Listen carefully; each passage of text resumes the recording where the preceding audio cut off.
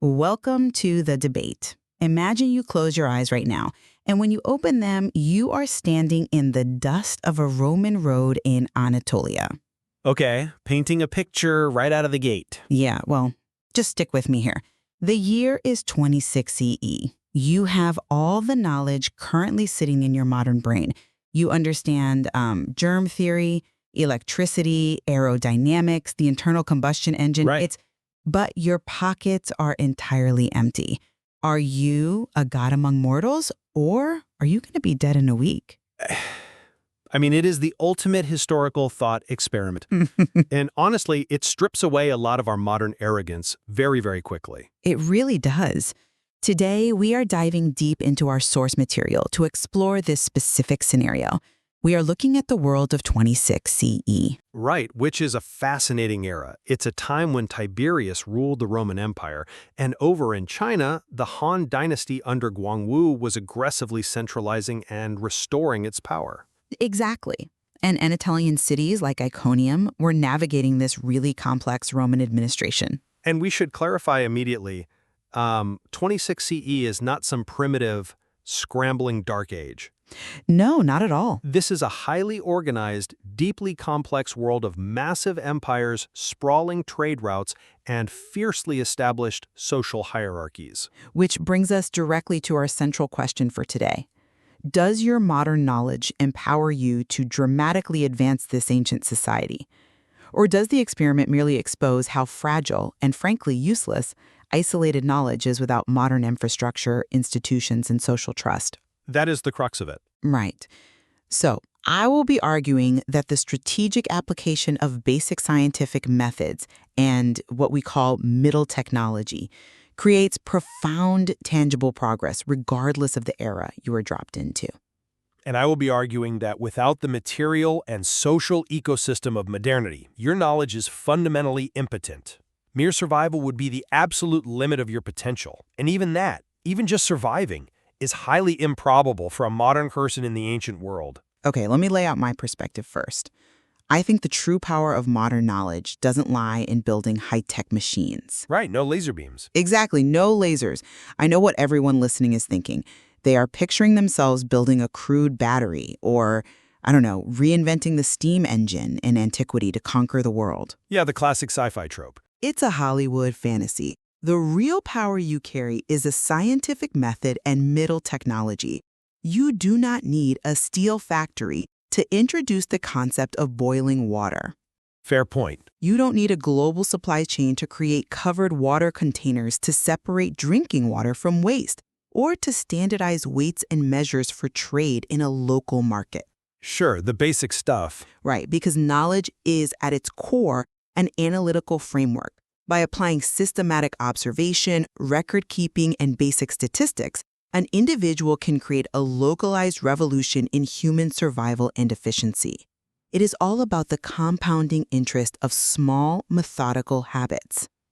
Well, I come at it from a completely different angle. I believe that knowledge is essentially an illusion when it is stripped of its infrastructural foundation. An illusion? That's a strong word. I stand by it.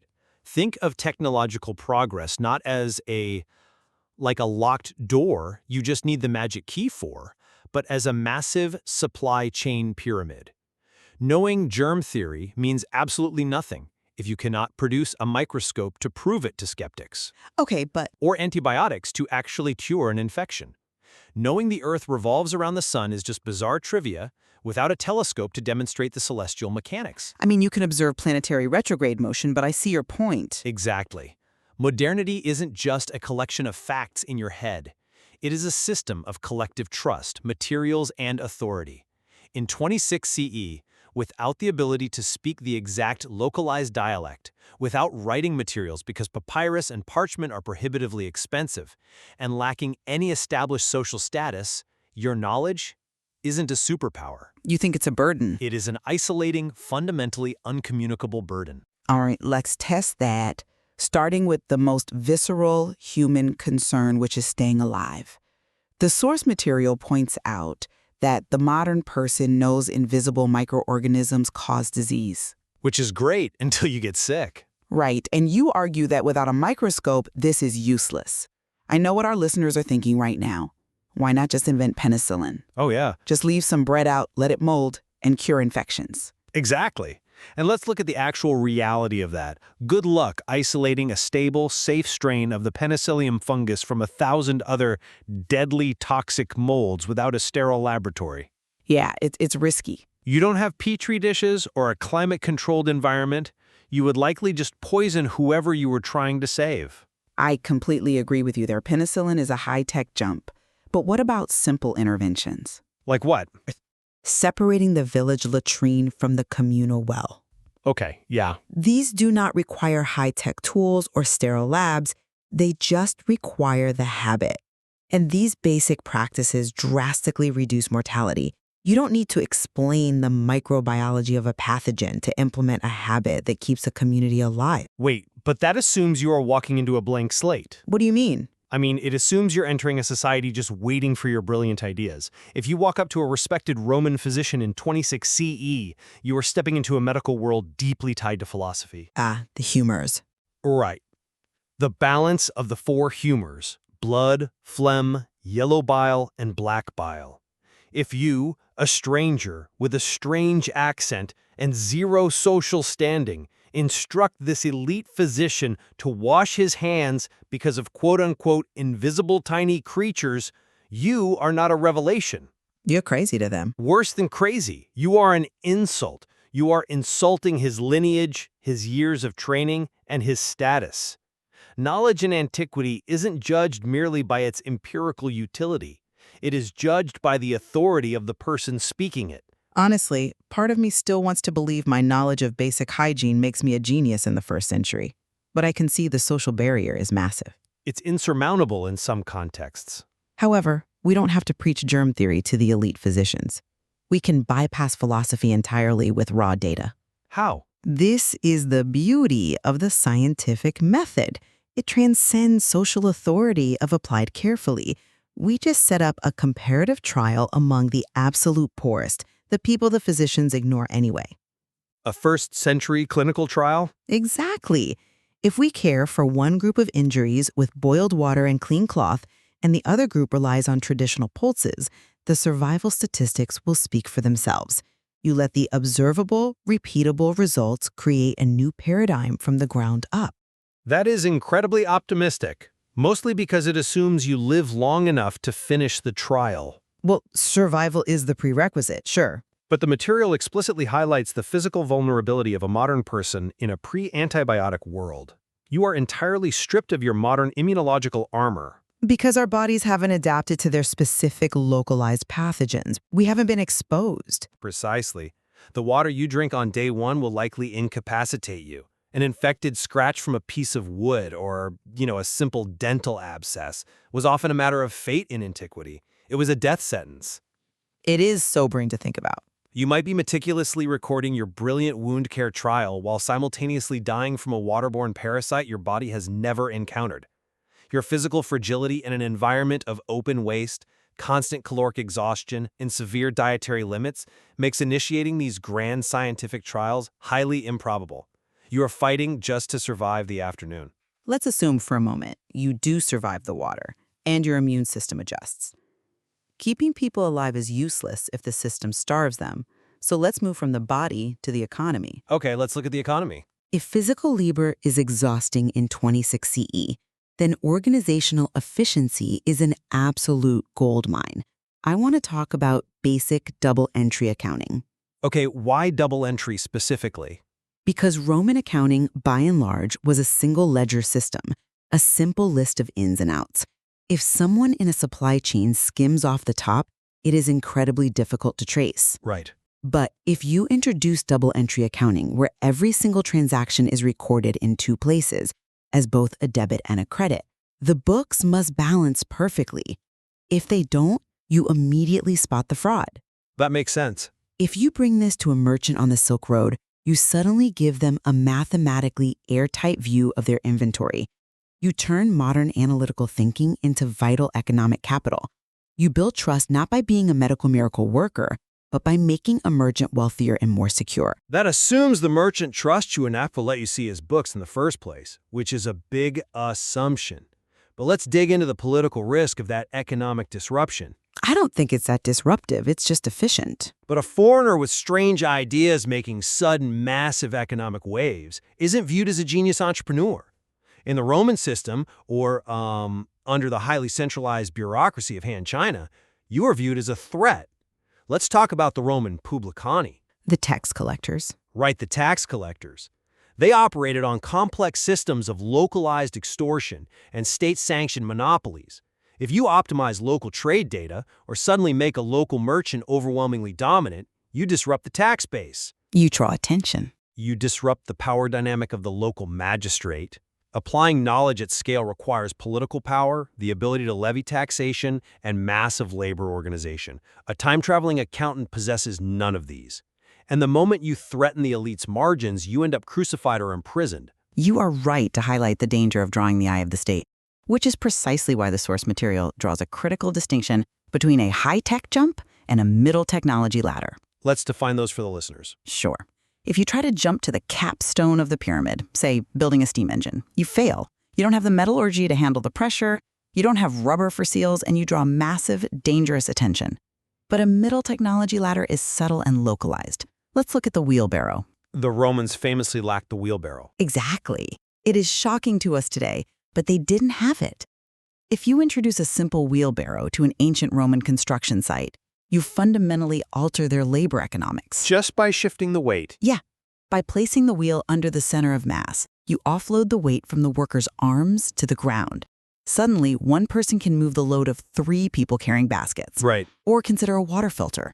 You take a clay pot, you put coarse gravel at the bottom, then a layer of fine sand to trap physical particulates, and finally a layer of crushed charcoal from a fire to chemically bind to impurities. Which is a very accessible design. Completely. This requires absolutely no modern materials. It relies entirely on existing artisans. It doesn't threaten the emperor. It just makes the local village incredibly resilient. I will grant you that. The wheelbarrow and the water filter are excellent examples of the middle technology ladder, but even those require a foundational level of communication. And this brings us to what I see as the most insurmountable barrier, the communicative and societal chasm. How do you actually explain these concepts? You mean the literal language barrier? Yes, the linguistic barrier is profound. Even if you magically speak flawless first-century Latin or Han-era Chinese, you lack the vocabulary for your concepts. How do you explain pressure?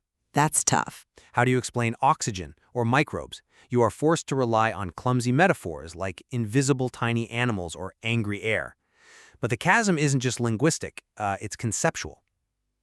Let's go back to your idea of introducing agricultural statistics, like tracking seed rotation. Right. Planting legumes to fix nitrogen in the soil. It's basic and revolutionary. But think about the reality of convincing a first-century Anatolian farmer to do this. This farmer operates on a razor-thin margin of survival. If their crop fails, their family starves to death. Period. So they are risk-averse. Extremely. You, a stranger, walk up and tell them to stop planting their reliable traditional crop and instead plant this specific sequence of plants based on your invisible quote-unquote nitrogen theory. You are asking them to bet the lives of their children on your weird, unproven idea. They won't do it. The risk is biologically unacceptable to them. That is a staggering reality check. You are right, the margin of error is 0 for them.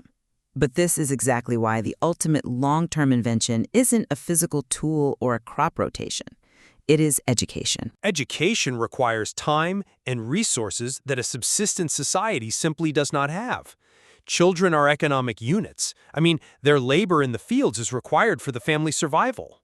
But if you can find just a small pocket of opportunity, perhaps working for a slightly wealthier merchant, and create a safe space of education, you don't teach them the periodic table. What do you teach them then? You teach children the habit of questioning.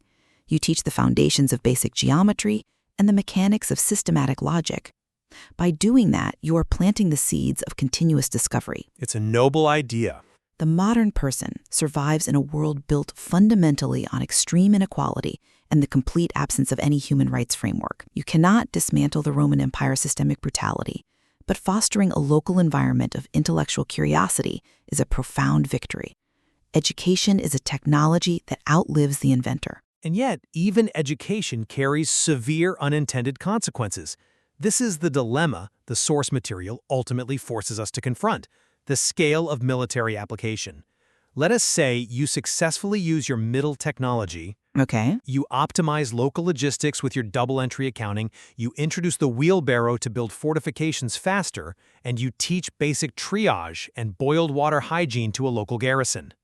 You save soldiers' lives, you prevent them from dying of dysentery in camp. But whose lives are you saving, and to what end?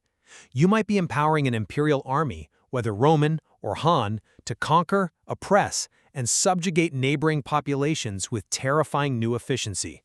Oh, wow. Your desire to do good locally, to save a life with a clean bandage and a better supply chain, scales up into the systemic machinery of an empire. Once you teach a principle of logistics or engineering, it no longer belongs to you.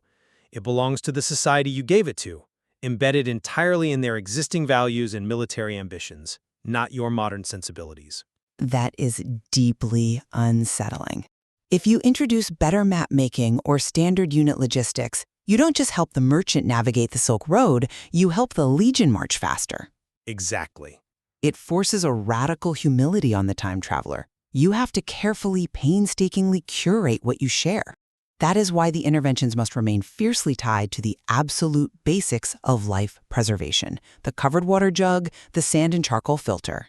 You absolutely withhold the knowledge of gunpowder, but you share the mechanics of a cleaner well. Which again proves my core thesis. The thought experiment obliterates the heroic inventor myth, the idea that one genius can drag a civilization into the future single-handedly is a total fabrication. Yeah, I have to agree there. An inventor is nothing without the supply chain of glassmakers for their lenses, the paper mills for their notebooks, and the legal system to protect their work. Without that massive interwoven fabric of infrastructure, you are just a very exhausted person trying not to drink contaminated water. We definitely converge on that point. Trying to introduce high technology in 26 CE would be disastrous or simply physically impossible. The true value of modern knowledge in antiquity wouldn't be in grand leaps. Right. It wouldn't be electricity. No. It would be small, unglamorous habits. It is the mathematically accurate ledger. It is the wheelbarrow. It is the disciplined curiosity to ask why a crop failed and physically write it down for next year. The things we take for granted today, a cheap piece of paper to jot a thought down, a standardized unit of measurement so two strangers from different cities can trade without fighting. These are monumental systemic achievements.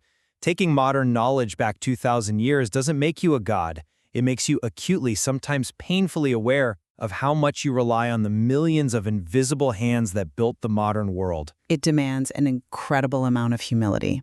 It makes you look at your own expertise right now today and realize how entirely dependent it is on invisible systems. Absolutely. The electricity powering our devices, the institutional trust allowing us to have this debate, the standardized language we are using to communicate. If we stripped all that away, could we actually explain the why behind the things we take for granted every single day? I think it's safe to say most of us couldn't build a toaster from scratch, let alone reboot a civilization. Which brings us back to where we started. When we picture our knowledge as an independent, internal superpower, we are ignoring the landscape it exists within. We are holding the blueprint, but forgetting that we didn't invent the paper, the ink, or the light we need to read it. It's a sobering reality check. It really is. It leaves us with a lingering question. Are we the masters of our modern knowledge or simply the very fortunate beneficiaries of its infrastructure? Something to think about the next time you turn on a tap and expect clean water to just flow out.